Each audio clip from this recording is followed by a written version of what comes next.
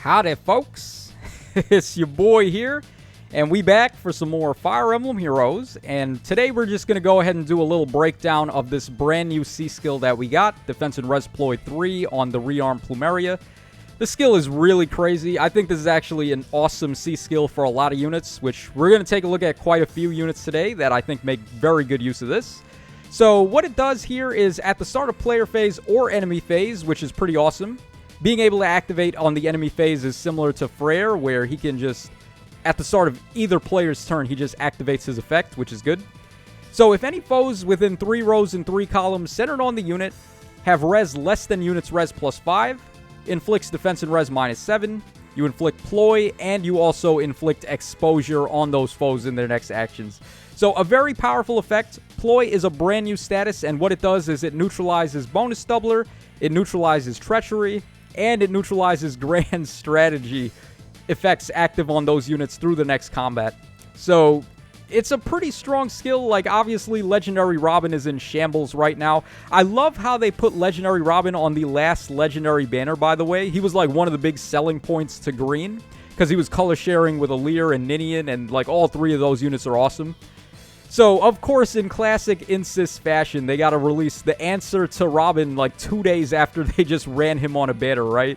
Like, they just love to do this. They love to just be dicks like that and make us feel bad. Instant regret for summoning, right? Like, I don't know why they do that. Like, why do they treat us that way? It's so gross.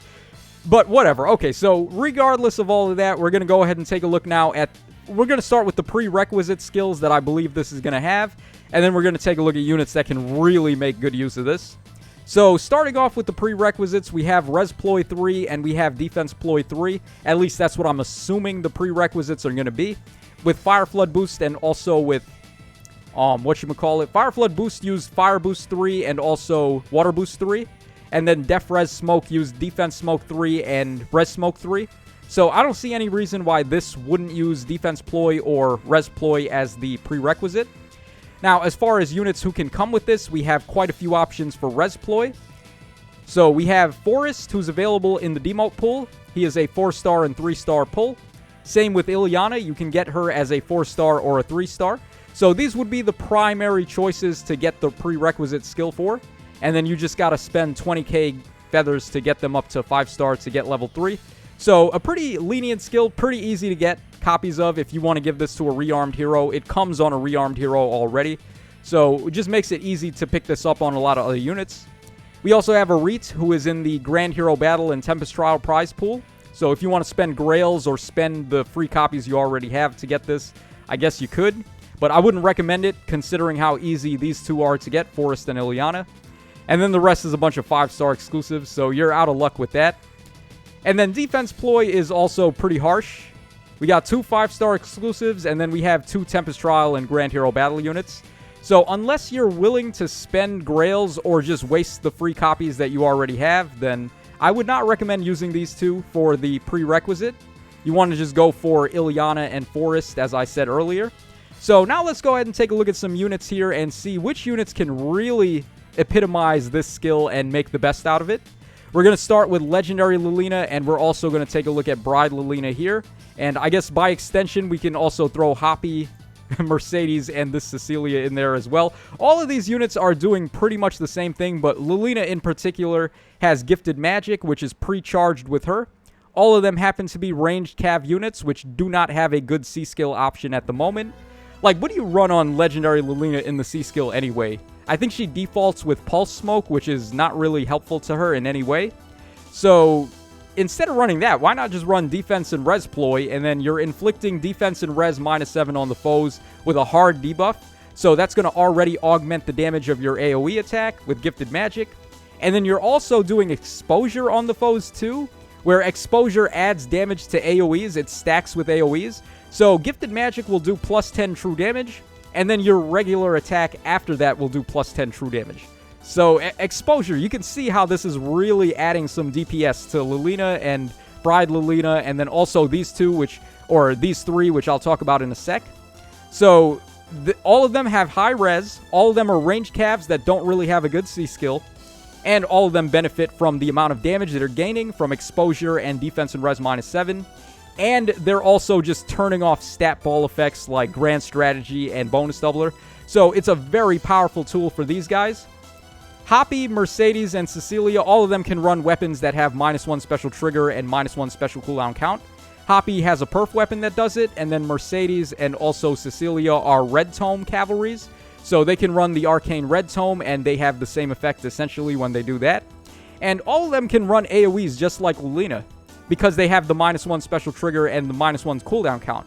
It's not too hard to give them like Duo Asker support to get the -1 from Open Domain, and then the -1 again from his Duo skill.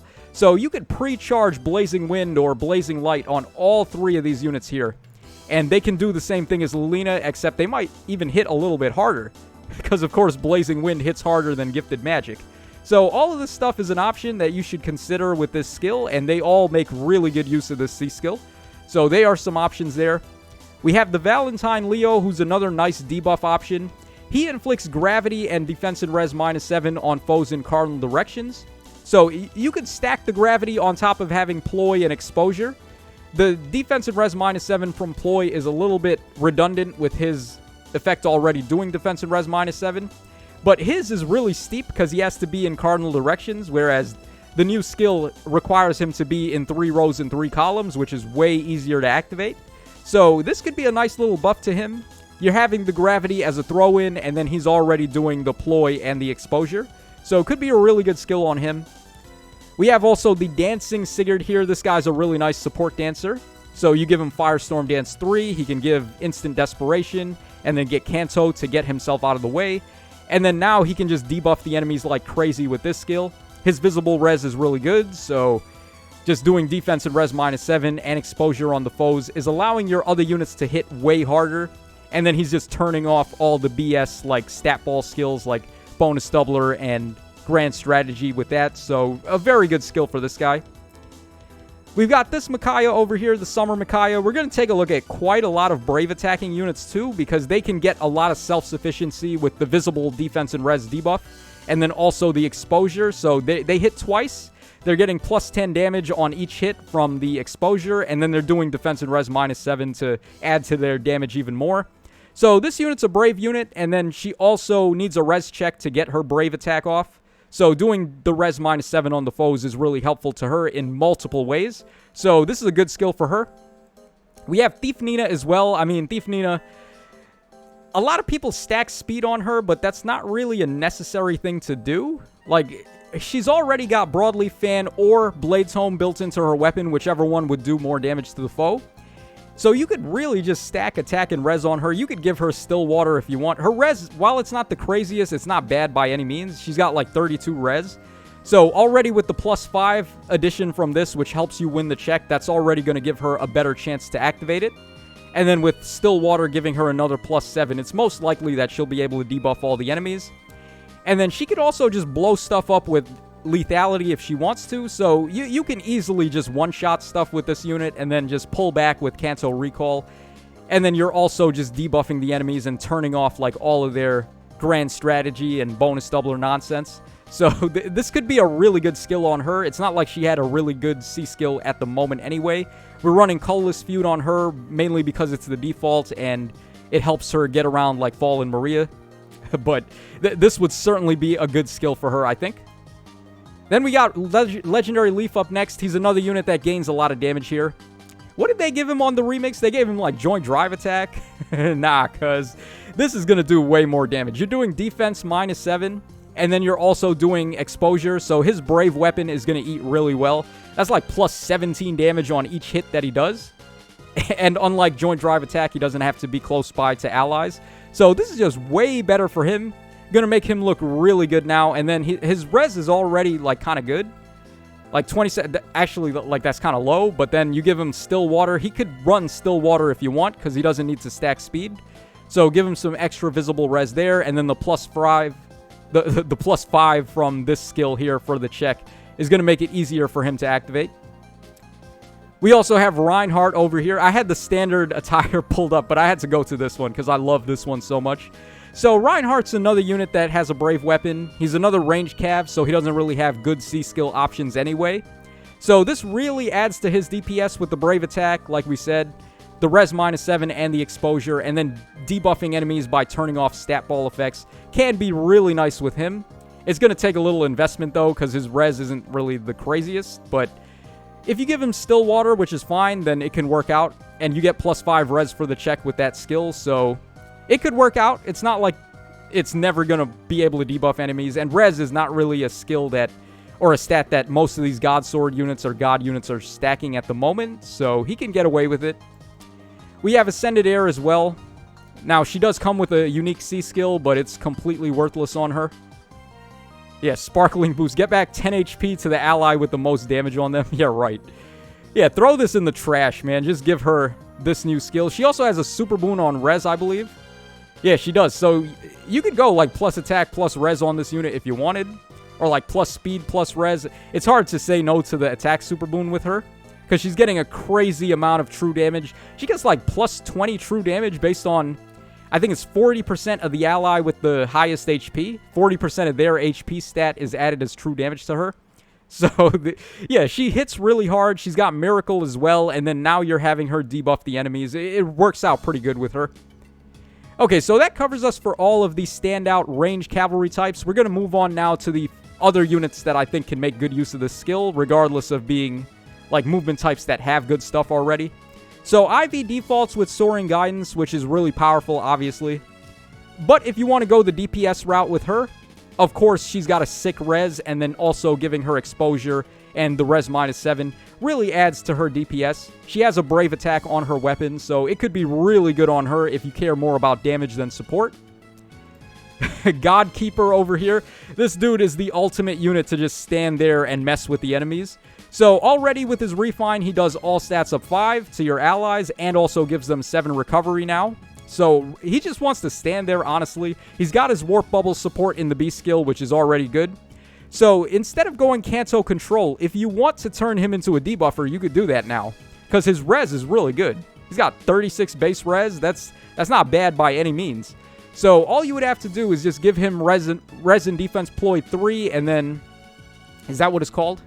Yeah, defense and res ploy 3, and then you just have him stand there menacingly like he already does.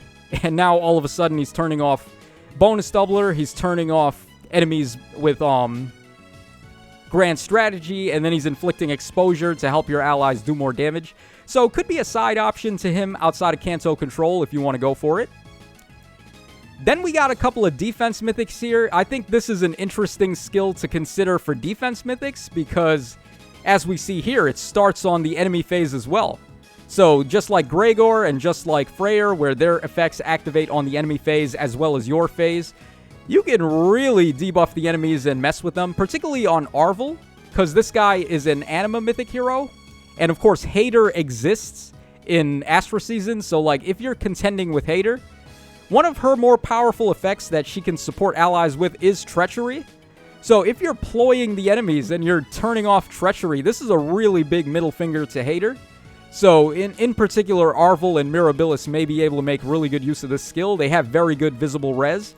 So just being able to like debuff the enemies with this and then stopping them from doing Treachery with their Hater could really mess with them. And you can remove this. It's not like it's impossible to remove Ploy. You would have to use like Restore or end the enemy's action and then dance on them to get rid of it. However, in the case of Grand Strategy, if you're doing that, if you end your turn and then you go for a dance, or if you go for a Restore and you remove Ploy, Grand Strategy is also going to lose all the red debuffs because you would heal all that stuff off. So it becomes a moot point. Grand Strategy is actually like dead because of this skill. So that would happen there, and then in the case of Treachery, you're wasting so many actions to do that on an offense team. It becomes very questionable if you're even getting your worthwhile amount of actions for the term in terms of like action economy. So being able to do this on like a defense team could be very helpful, particularly on these two because they can mess with Hater. And I guess it could work on this guy too, just to like turn off bonus doubler effects if the enemies are trying to do the final boss thing. So Medius can run it. He's got really good res, and then these two can run it too. Usually on these two, we just see Kanto Control. And then on this unit, we see Guidance 4 and Soaring Guidance. So you're going to have to make the choice on whether you want to go for this over those skills, which I think are still really nice for defense teams. But it is another side option for them. And similarly, we have offensive units that can also run this skill. So if you want to inflict exposure and defense and res -7 on the foes, make it easier to break through those really tough tanks, like those really stubborn save units in Light Season in particular with Goto, where they have Medeus to turn off the Bolt Tower. So you really need to find a way to power through. This could be really good there, where you're just doing defense and res -7 and giving exposure. So it could be a really nice option for Goto to debuff the enemies and help you offense your way through some of those tough tanks. And then similarly, it can work out on Astra Season as well with these two. Thor has World Breaker, but who the hell really cares? The World Breaker did not age well whatsoever, unless you're running her as a Gale Force option. But even then, I mean, there's better ways for her to Gale Force. You can give her better skills to give the special ramp. So there we go with that. Then we got some more debuff units here. We got Reeve and Cornelia. They just want to stand there debuffing. This guy inflicts stall on the enemies, and then this unit here inflicts flash on the enemies. So you could feel free to run this skill on them. They've got really good res, and then now they'd be doing Ploy, and they're also doing exposure to debuff the enemies further. So really nice skill for them. Both really awesome Grand Hero battle choices. We got a bunch of dancers up next as well. All of these are infantry dancers, though, so you maybe want to go for, like, infantry pulse or Kanto control with them. But if you want to go for this instead, like this, debuffing the enemies can't be ignored. So, could be a really good option on them. They also all have really good res, so just a side option for them. We have the Sophia over here, the one from Halloween, who's got really good res, and she could make really nice use of the Ploy. She easily gets away with the check because she has a high res stat. Yeah, 42 base, that's nuts. And then she's going to be able to debuff and get the exposure off.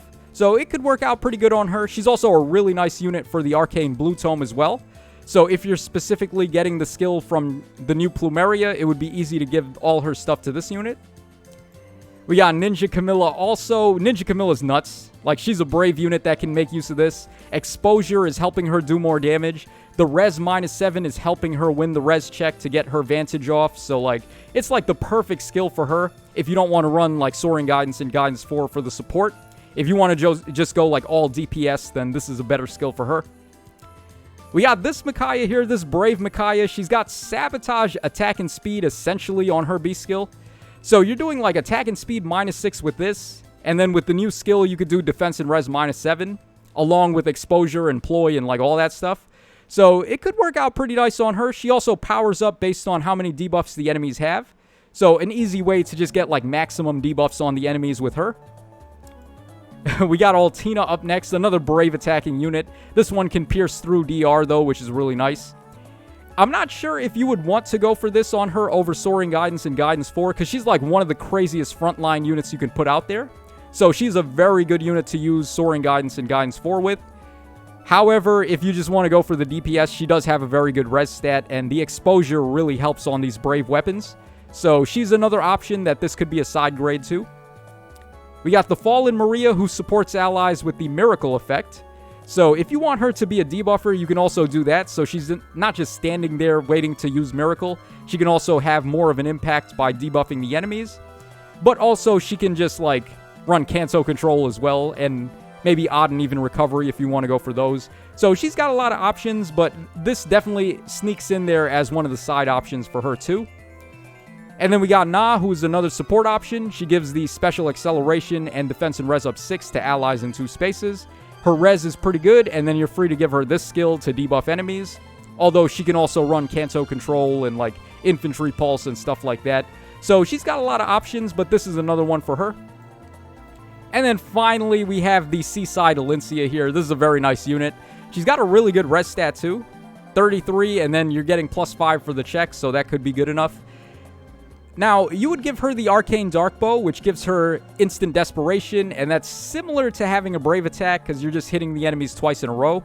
So, like, you combo that with exposure, and it's basically like you're hitting twice to get 20 true damage. And you also do the defense -7, and you're turning off, like, stat ball effects, like bonus doubler and stuff.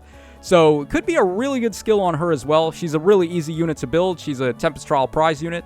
So, there you guys go. Those are some options. We didn't take a look at, like, every single thing, only the things that I thought stood out the most to me. So, let me know your thoughts in the comment section down below about this new skill. What do you think about it, and how do you think Legendary Robin feels about it? I know a lot of people are upset about that because they baited us really bad with that banner. Like putting him on the green pool with a Leer only to do this later. Shame on you, Insys. Shame on you. How dare you do that to us? But it is what it is. So this is your boy Tacho signing out. Take care, fellas. We got a data mine later tonight, so stay tuned for that. And I will catch you guys again on the flip side.